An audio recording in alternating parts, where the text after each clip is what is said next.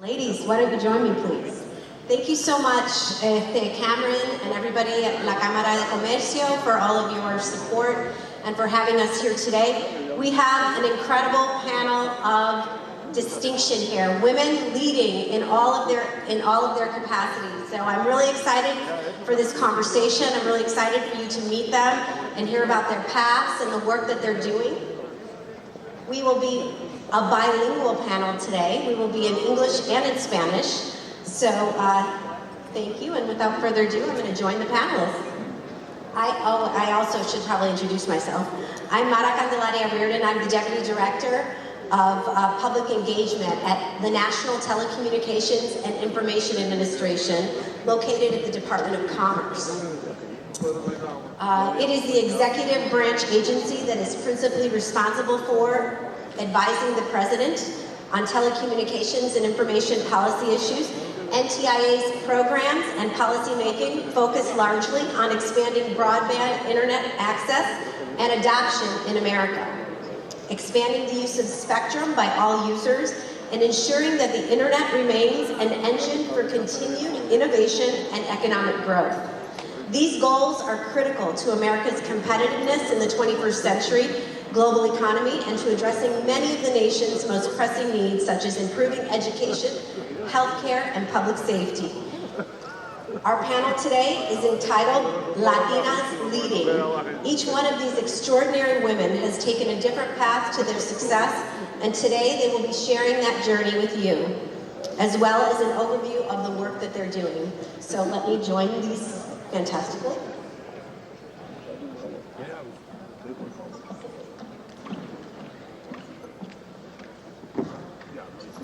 All right, ladies, thank you for being here. I'm going to start out with the incredible Undersecretary, the Honorable Jessica Cavazos, the Undersecretary for Minority Business Development at the U.S. Department of Commerce. She has been a leader in her agency, and it's just been a pleasure to get to know her and see the work that she's doing within the Department of Commerce. Jessica was appointed on April 24th, so she's about 3 weeks into her job. It is a historic appointment. The Minority Business Development Agency and the Department of Commerce play a pivotal role in promoting the growth and competitiveness of minority-owned businesses. In November of 2020, historic legislation made the Minority Business Development Agency a statutory agency. So Jessica, you've just been appointed as the first ever Deputy Undersecretary of Commerce for Minority Business Development, a Boricua. Thank you very much. Can you tell us what attracted you to this work and why it's so important to have Latinos represented in both government and business? So I'm going to go way back because my father, who migrated from Puerto Rico, from Rio Grande to Milwaukee, Wisconsin, was the first Boricua to own a corner store in the north side of Milwaukee. So, you know, it comes naturally. I have entrepreneurial roots. I remember when I was a kid going to the produce market and picking up, you know, the produce for the day. And my dad, you know, was very invested in having us, you know, join him and see how he did business. So, you know, now joining MBDA and being in this role as the first Latina ever, I think I have the tools and the mindset to help, you know, our businesses survive and exist and scale and really represent, because I think my father could have done better. I mean, he would have had somebody representing him at the highest level of government. Excellent, thank you. Next, I'd like to introduce Christina Hale. She is the Associate Administrator at the SBA. And Christina and I go way back. In the interest of full disclosure, we served in the Indiana legislature together. And Christina has just gone on to do amazing things. And you can find all the bios of these incredible leaders on the website, the Puerto Rican Chamber of Commerce website. But Christina, your work at the Small Business Administration focuses on entrepreneurship, as well as Secretary Cavazos' work. What is your vision for the future of Latinas who are building our economy? Well, I have to tell you, and thank you, Mara, it's great to be here. I really appreciate the invitation. And hey, can everybody just stand up 1 second? I don't want you to be asleep during this panel. Let's all take a stand up, right? We're gonna stretch. We're gonna stretch. It's almost happy hour, right? Thank you for sticking with us, everybody. But we're gonna talk about entrepreneurs who are, they have grit, they have resilience. They'll stick through it with us through the end as well. And why are they so important? And why is the role of Latinas so important? Well, I'll tell you, Latinas are opening small businesses at a greater rate than any other population group in our entire country.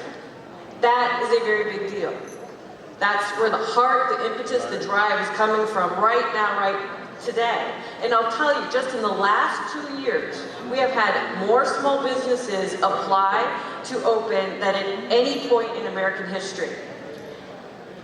And Latinas are at the center of it. They're driving it. And to build on that success is key, but it also means that we have to step up our game at the federal level so that we're finding everyone who has that dream, who gets started, and then we also find those Latinas, everybody, because at the SBA, we are determined to find businesses and entrepreneurs where they are, wherever they are, and give them the tools that they need to be successful.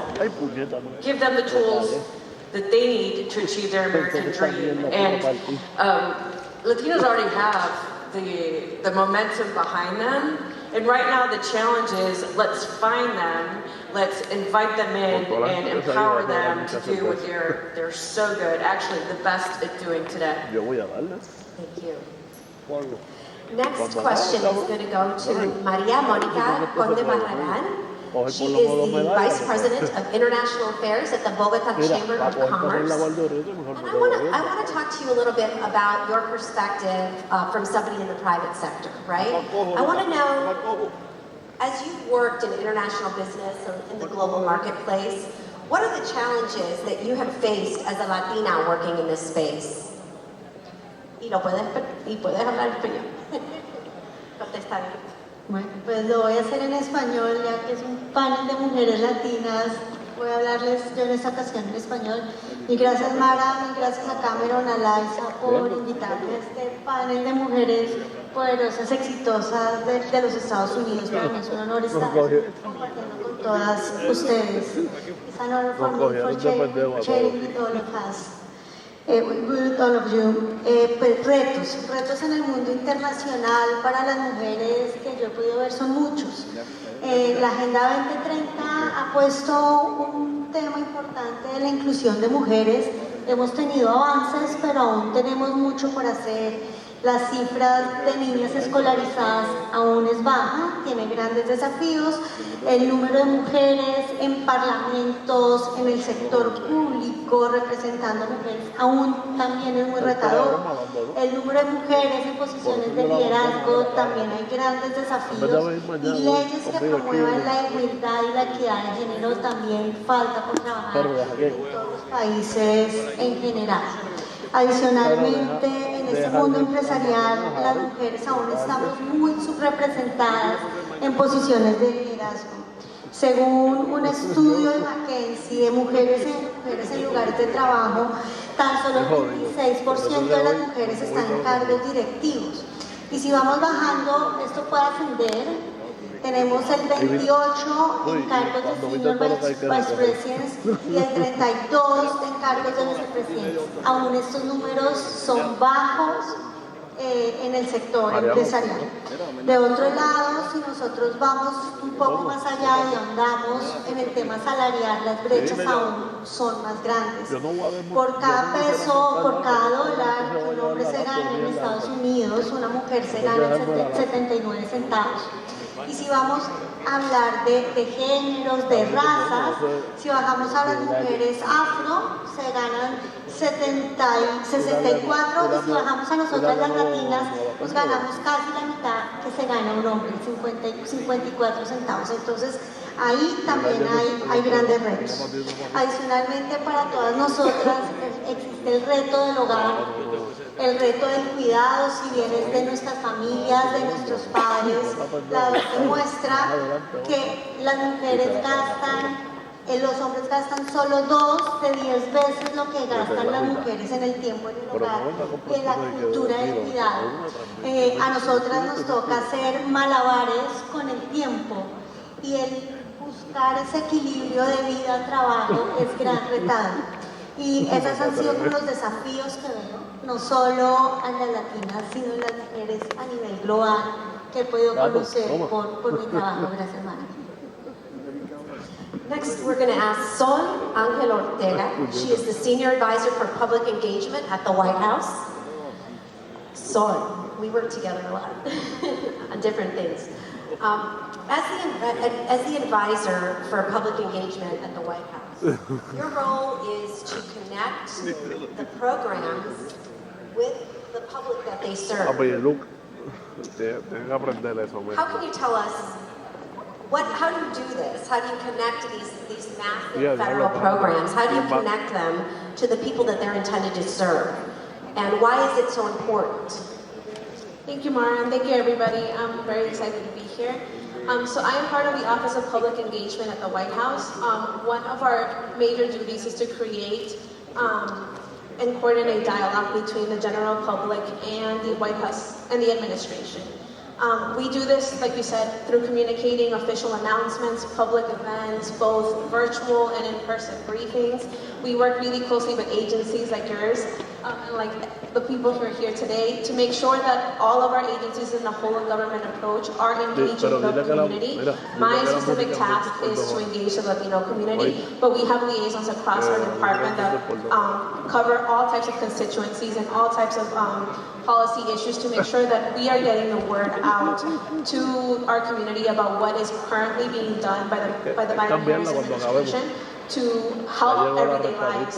Just like Maria mentioned, there are a lot of hurdles, not only for Latinas, but just for Latinos in general. And the Biden-Harris administration has been focusing really keenly in making sure that we are figuring out ways to get through those barriers and making sure that we are giving these historic investments that we have done through the Bipartisan Infrastructure Act, through the American Rescue Plan, through the Inflation Reduction Act, through CHIPS and Science Act, and I could continue going on and on, that those investments and that money is getting to the hands of the people and the communities. So that's why it's so important, the work that we all do here, to make sure that we are connecting the policy that is being done at a federal level and that it's making sense and it's actually reaching the communities at a local level.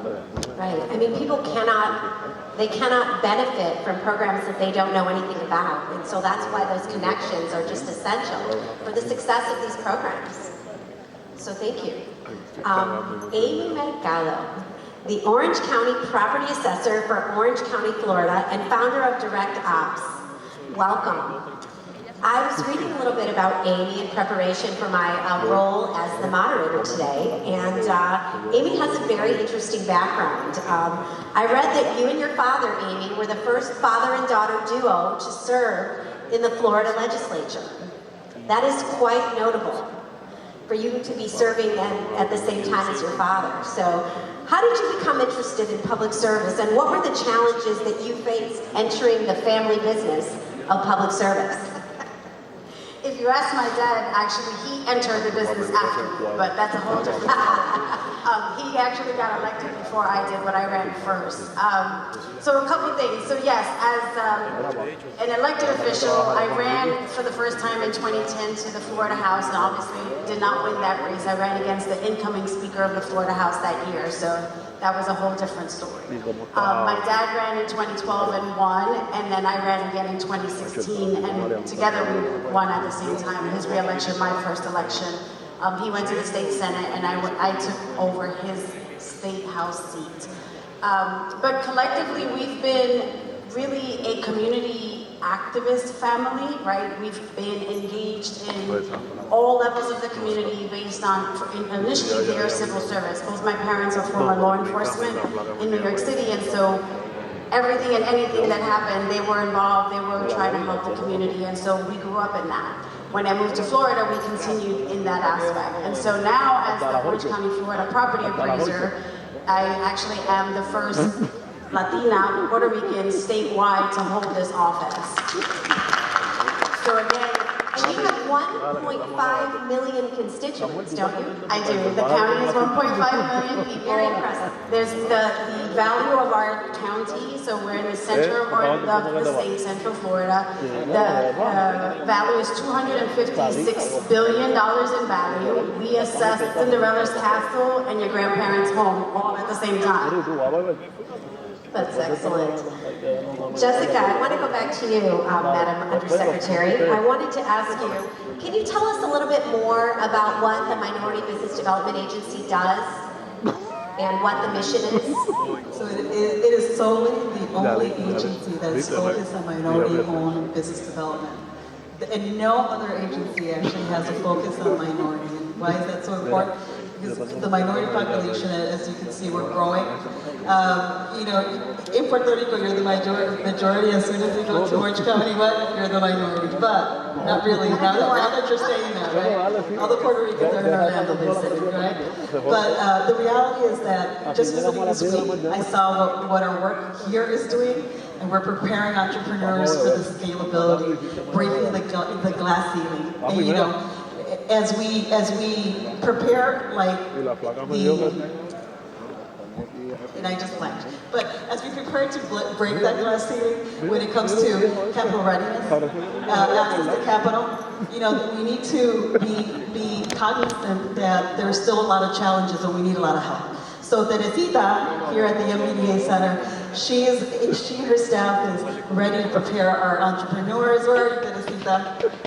And you need access to capital? Teresita's right there. She's amazing. Her team is amazing. And I'll tell you, when our entrepreneurs are going in there, I'm super sure that they're being taken care of, and they're getting all the toolkits, all the tools to be able to make it and bridge that wealth gap that we're having, right? One of the things I'll tell you, I was a former president of a chamber in Wisconsin, right?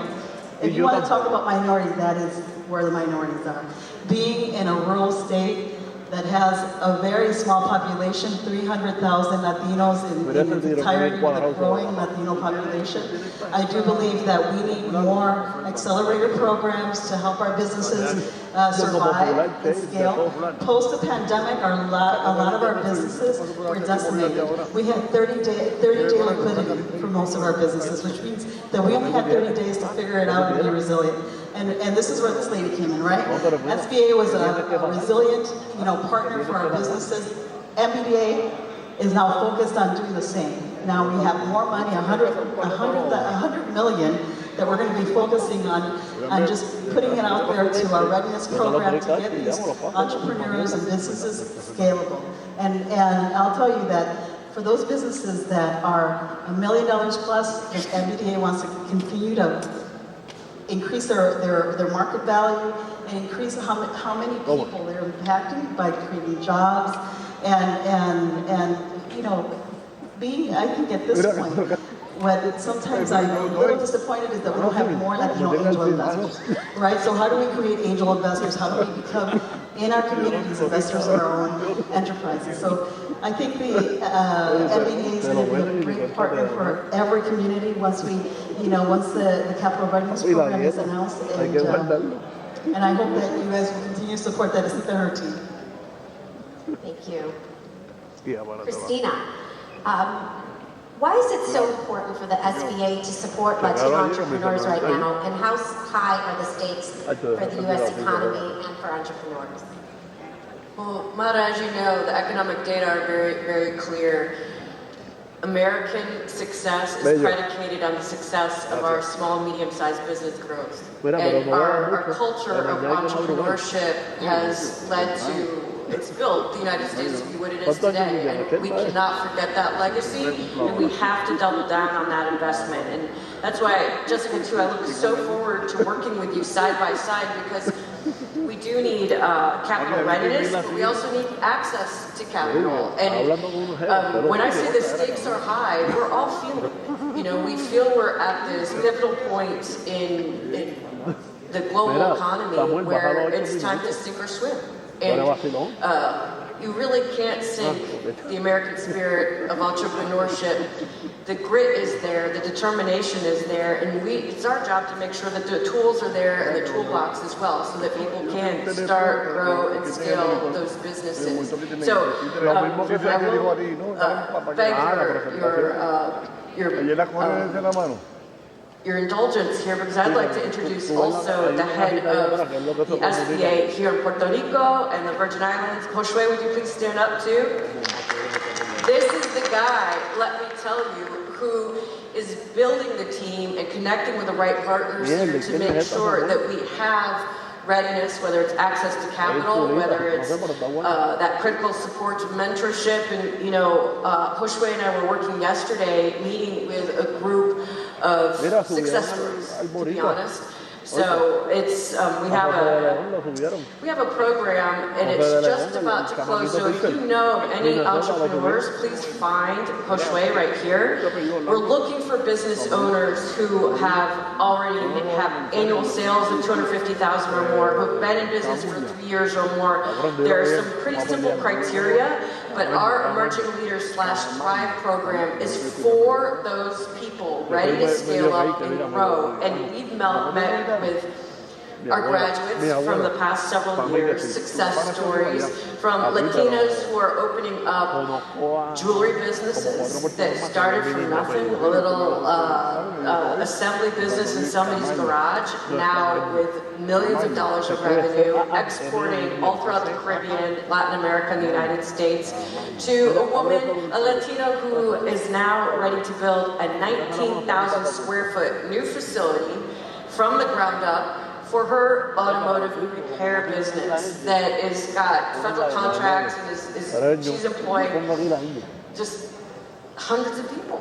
And it all started from nothing, but through participation with some of our federal programs, through commerce, through the SBA, and that's why we're here, to make that difference and to make those connections. And Josue, you're leading the way, and really appreciate all that you're doing, and really appreciate this opportunity to get the word out about our programs as well, because the point that you made, you know, we can't be the best kept secret. We have to get the word out. Thank you.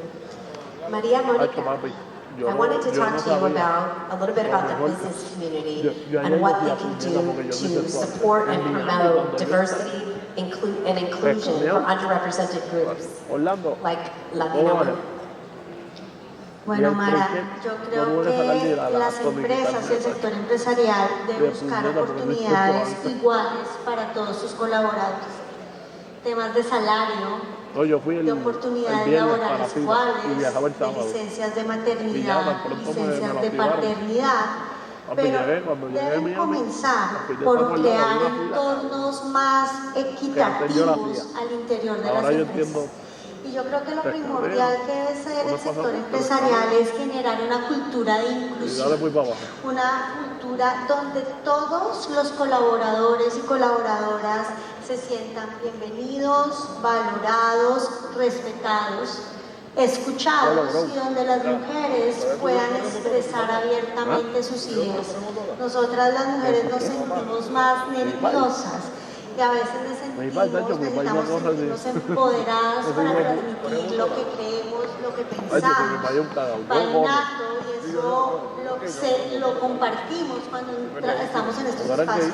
Entonces las empresas deben abrir esos espacios de escucha para todos, de lo primero. Lo otro que deben hacer las empresas para poderse motivar como sector empresarial es crear objetivos al interior de la compañía de datos e inclusión. Cuando las empresas generan estos rankings, estas mediciones y se ponen metas, es más fácil que la comunidad o todas, desde el directorio hasta el más bajo nivel, se comprometan con unos objetivos de inclusión y diversidad claros al interior de la compañía. Pero está muy bien eso todos, porque es lo que se muestra a la alta dirección como compromiso. Pero acciones pequeñas, acciones en el día a día, que muestren esa escucha permanente, ese trato igualitario a las mujeres, es lo que se nos vuelve costumbre y normaliza funciones o actividades al interior de una empresa. No, yo quiero correr el martes que viene. El trato igualitario para todas las mujeres. También hablábamos hace un rato con Jessica, decíamos las mujeres latinas en otros entornos diferentes, si aún es difícil adaptarnos a nuestro entorno natural, cuando llegamos a espacios internacionales, a otras culturas, dejamos a veces de ser quienes somos y nos adaptamos a esa cultura para ser aceptadas. Para nosotros es mucho más retador el idioma, por eso voy a hablar en español y no en inglés, pero también es dejar de ser esa mujer alegre, calurosa, para ser recibida en entornos empresariales internacionales. Y un último aspecto es en los niveles de liderazgo debemos tener las mujeres, porque generalmente esos líderes en las empresas buscan personas afines por la facilidad. Y si las mujeres o las minorías no llegamos a esos espacios, va a ser más difícil que jalemos debajo nuestro a estas comunidades. Entonces es importante cambiar esos paradigmas y ser disruptivos, la palabra en español, para llegar y que mujeres, minorías, abrir esos espacios a que esa alta dirección abra la mente y contrate y haga parte de sus equipos a mujeres al interior de las empresas. Gracias. So I'm going to jump over to Amy real quick over here. I wanted to ask you, so we mentioned earlier that you serve as the Orange County Appraiser, an elected post that represents 1.5 million residents. By determining the fair market value and the amount of taxes to be collected, how does the work that you do affect local governments and businesses alike? So our role actually is the first step of how the county actually runs. So in Puerto Rico, the equivalent or the entity that's similar to what we do as an agency, and it's an elected position in Florida, is CRIM. So what we do starts the ball rolling. We actually assess every single property in the state every single year. There is a whole process behind that, and a lot of it is automatic because there's no way you can do that with the amount of properties in the county. But what ends up happening is that we then send the total value of the county property, including businesses, because we also do tangible personal property, which is the business ownership, the property ownership. We send that value to the county. The county then takes that amount and decides how much they need from a budgetary standpoint. They already know what it's going to cost them to run the entire county.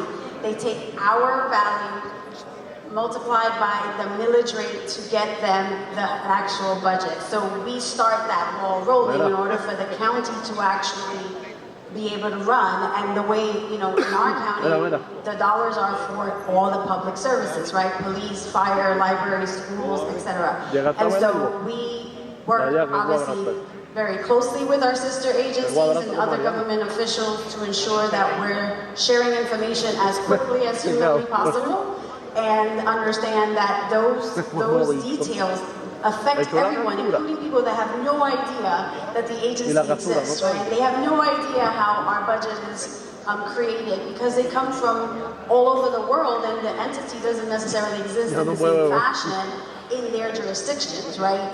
It's different. And so I spend the majority of my time speaking to people day to day. It's all about the educational pieces. It's talking to folks in their own space, in their own time, in some aspects in their own language. I do speak Spanish. And it's just share information. And anyone that wants to learn, bring them on over. We talk to mortgage brokers, real estate, business owners, right? Because there's so many people that are moving to the Central Florida area that are entrepreneurs, that are creating businesses, that don't realize they have to apply for a business license in 2 locations. So you have to have the county license, and if you're in the city, in any of the municipalities, because there's 13 of them in Orange County, you have to apply for their licensing as well. And so we continue to talk and we share information, and we just try to ensure that all of our business owners, for example, are compliant in their documentation, and we try to get them there every step of the way. Excellent. I'm going to come back over here to Sol. I wanted to ask you, Sol, I know in the work that we're doing at NTIA in the expansion of broadband, the bipartisan infrastructure law provided $62 billion for the expansion of broadband and the connectivity across all 56 states and territories. And in June, we're going to be giving letters to those states and territories, letting them know how much money they're going to be getting, with the minimum being $100 million coming to Puerto Rico in particular to connect everybody to the internet. And one of the important aspects of the bipartisan infrastructure law with regard to the broadband expansion is the engagement of stakeholders in the planning process. So as Puerto Rico begins their broadband expansion process, they've already begun their planning process with their $5 million grant.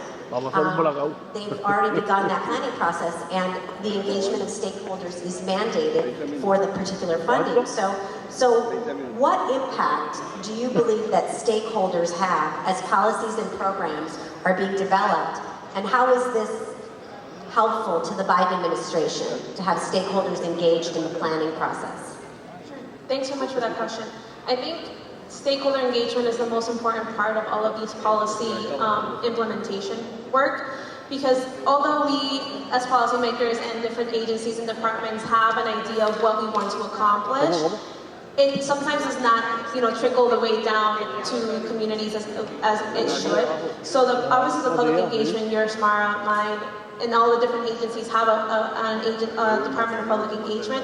We're here to hear from our stakeholders about what is working and what is not working. Is the money really getting to you all, or is the money not getting to you all?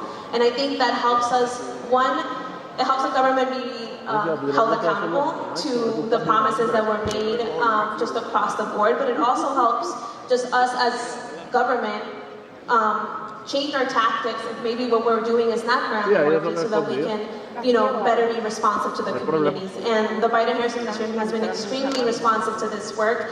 So from day one, the Biden-Harris administration, Biden signed an executive order on equity, and just February of this year continued that commitment and signed another executive order on advancing equity to make sure that all of our government agencies and departments are answering that mail and making sure that all of our programs are getting equitably distributed across our communities. So in hearing from stakeholders the most important part, so please make sure that as we are here, we're going to be around, keep telling us what the concerns and feedback that you have on all the different programs, both in the private sector and business, but also any federal government programs that you've been having. So thanks.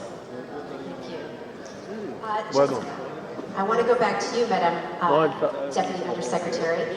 I mentioned earlier that the Minority Business Development Agency just became a statutory agency in November of 2020. So I wanted you to talk a little bit about what that means and why it's important for the Latino community to have the MBDA be a statutory agency. Well, I want to say that it is one of the first agencies that was established by a bipartisan Congress pushing for the minority representation of an agency that's going to focus on the equity of entrepreneurship development. And why is that so important? Because basically we're the fastest growing, Latinos are the fastest growing still population in the United States, but we have been so under-resourced, and this agency, in its full goal of creating a mission of equity and inclusion in business, it's going to focus on Latino-owned businesses, and again, talking about the marginalization, and you talk about resiliency, right? Our Latino-owned businesses were so resilient, with such little resources, that this agency now recognizes that we need to be on the ground.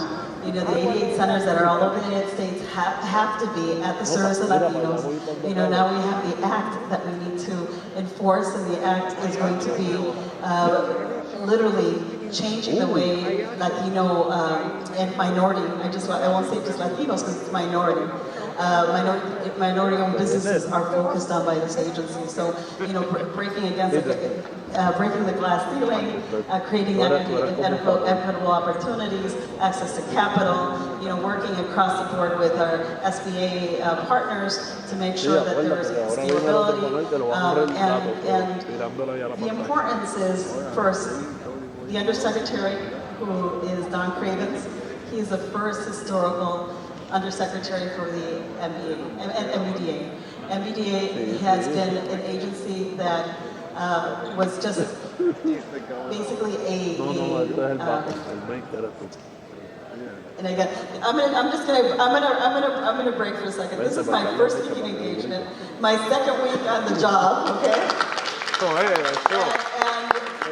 And I wanted to be here because my Puerto Rican people are so important. I just want to say that. I miss Mother's Day with my kids.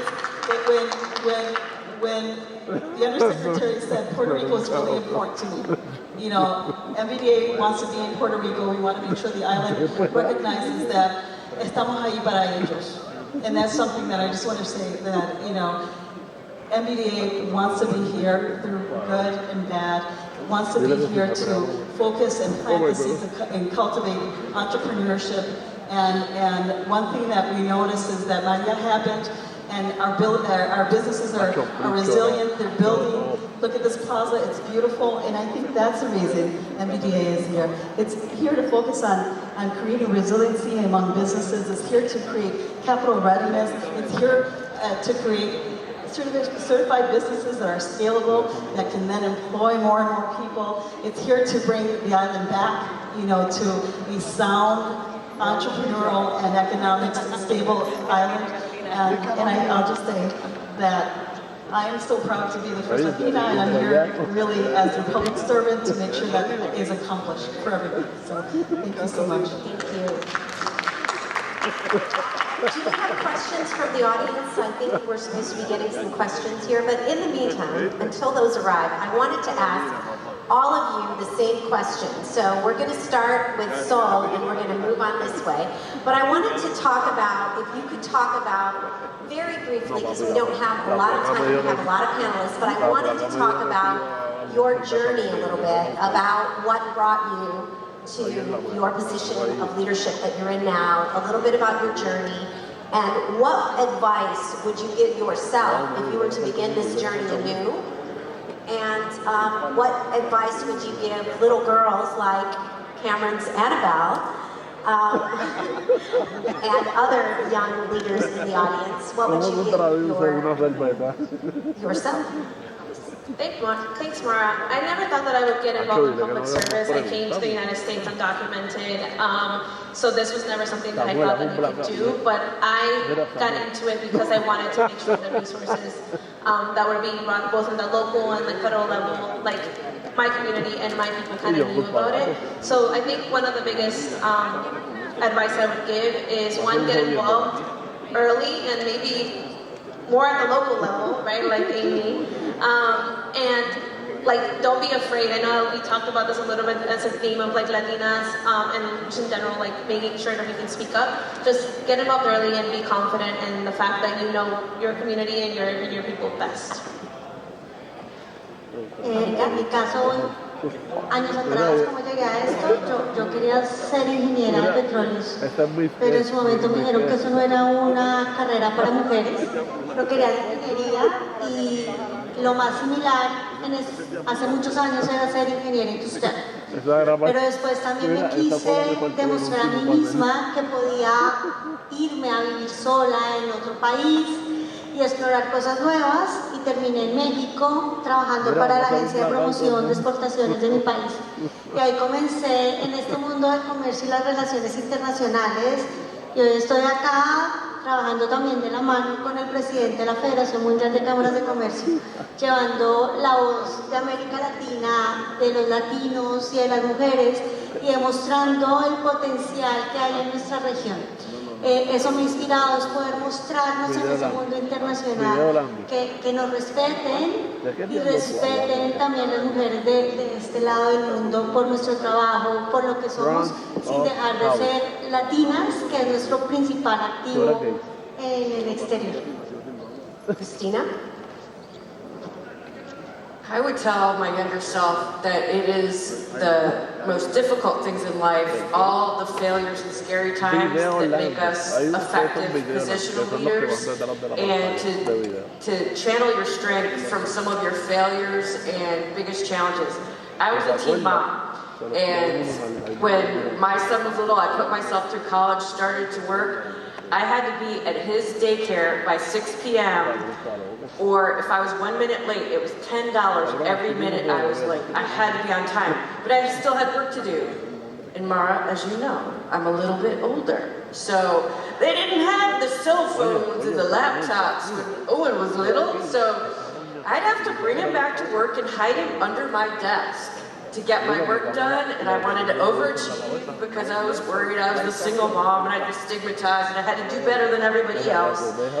And I'll tell you, that experience made me a much better worker and supervisor and leader. I've been in the C-suite since that time. I've been an elected official. A lot of the best legislation that I got passed was from that experience. And, you know, when we lived through COVID together in the pandemic, it really gave me that empathy and insight so that when we saw little kids, you know, trying to catch the free Wi-Fi out of Taco Bell and other places just to complete their schoolwork, I really got what it meant. And I think that also helped us all learn like what the care economy means. So when we see women who are not returning to the workplace at the highest rates ever because they can't get back, because they have to put their lives back together, you know, find out who's going to take care of their kid and pick them up and get them to swimming lessons or their tutor, all those things. Like, we know women are also the economic drivers of this economy, how much we have to accomplish. And so let's tee up life so that we can tee up entrepreneurship and business growth and employment. And it just makes a lot of sense. So I would tell everybody, like, don't be ashamed of those things that you might find embarrassing about yourself or, you know, Sol, your story about coming to this country undocumented, how I would love to see you in elected positional leadership, telling that story on the floor of Congress to people, saying why it's so important that dreamers find their way here and that we do something about immigration, because you've lived it and you know, and look at you now, working for the White House, sitting on the stage at the Puerto Rico Chamber of Commerce. Mic drop, that's awesome. You're awesome. Eso dale, aplauso, Jessica, de hermanos. You know, I have this thing with my daughter who's 11. I have a 11-year-old and an 18-year-old, so they're all sparse. Right? But I tell them all, I give them all different advice, and one of the main areas that I always say that people should work on is, you know, your skill set. You know, you can go on YouTube and learn a skill. You can, you know, pick up a book and go to the library and learn a skill. So it's important to learn a skill, but I always tell them it's okay to press reset. It's okay to go back. You know, we learned during COVID that nothing was the same. You know, that going to work, that family values and your family mattered more than a job. And so my advice to myself, or to my daughter Soleil, would be that it's okay to restart. It's okay to start over. It's okay to go back. I've had 5 different careers, and if it wasn't because, you know, I love myself, you know, I look in the mirror, I'm like, you're worth it. You know what? Let's go back to school. Go and figure out something that you're passionate about. Don't spend 8 hours of your day doing something you do not like, you know, and that's really important. And, you know, try to create an environment at work of people that you like and build family, because teams are really important. And that's something that I always try to build. I build up my team, I build people around me, and I think that in this life post-COVID, we have to be compassionate, caring, and really try to build everyone up that's in your circle. So, you know, as you go out there, you talk to kids, you know, and you're these professionals that are, you know, trying to inspire them, tell them something good about themselves, because I think we're living in a world that is very sometimes siloed, and, you know, something that I loved about this young lady is you've been in LULAC, you've been a Chile participant, you know, you're giving back to the community constantly, And I think that's something that I share with my daughter. Continue to give back, get involved, and you know, be the best person you can be. And that's it. Amy? I will end with, the path does not have to be straight. Zigzagging is the thing, and it's okay. I happen to be a mom of 6. 3 I birthed, 3 are bonus, and a grandma of a 9-month-old. My grandson spends more time with me on team meetings and Zoom meetings and everything else that he's become the youngest chief of staff of the Orange County Property Appraiser's office. Because my daughter works from home, right? And so when he's not in a place that he's not calm and quiet and she's on the call or she's doing something, I bring him with me and the rest of the team sees him, and we do it with the rest of the team in the agency. I am the only agency that is still on a hybrid work remote environment in Orange County. But it's also being willing to be different, because as a government institution, as the agency head, I have the authority and the opportunity and the discretion to make certain changes, especially human capital changes.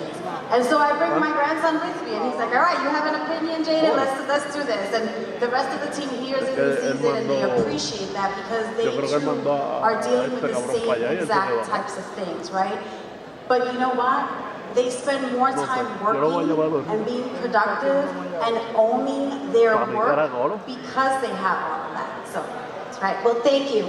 I just, on behalf of Mr. Cameron McKenzie, the President and Chairman of the Board of the Puerto Rico Chamber of Commerce, and from me, a deep thank you for this distinguished panel and their wisdom. Thank you for sharing that with us and responding to our invitation. I would like to leave you with one quote, Frank and Ernest quote from 1982 that says, Fred Astaire was great, but don't forget that Ginger Rogers did everything he did backwards and in high heels. So thank you. Muchas gracias, Mara, por moderar este panel. A cada una de los panelistas vamos a pasar al frente para tomar una foto y luego vamos a estar compartiendo una promoción de la Cámara de Comercio de Bogotá, que vamos a estar en una misión de las cámaras de comercio en Suiza. El diablo, ¿y qué pasó aquí? Voy a dejar este tiro aquí abierto como ella ya.